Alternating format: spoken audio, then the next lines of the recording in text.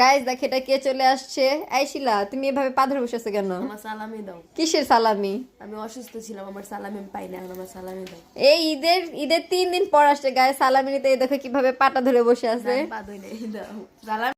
Guys ঈদের 3 দিন পর শিলা আসছে। শিলা কি সালামি দিন না, ঈদ 7 দিন থাকে, 3 দিন না তো সালামি দেওয়া যাবে। তুমি সালামি দাও, কথা না।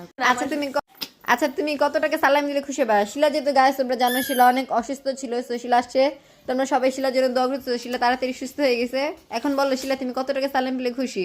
তুমি দাও মন থেকে, যত দিবা। আগে পা ধরে সালাম করো, সুন্দর ভাবে সালাম করো। এতক্ষণ তো পা ধরে বসেছিল। আমি সালাম করছি, তুমি কিন্তু বেশি করতে। সালামি চাই না? আচ্ছা এই যে দেখো গায়ে শিলা জন্য আমি সালামি হাতে নিয়ে বসে আছি। সুন্দর ভাবে সালাম করো, বলো বড় বোন সালামি দাও, সালামি দাও। আচ্ছা তাড়াতাড়ি সালামি দিবা নাকি দিবা না? যাও গাইস শিলা সালামির জন্য হাতে পায়ে ধরে বসে আছে। এই দেখো নিচে না, বসে আমি আছে হাতে শিলা আর পায়ে একদিন পরে। সো শিলাকে এখন সালামিটা দেওয়া উচিত।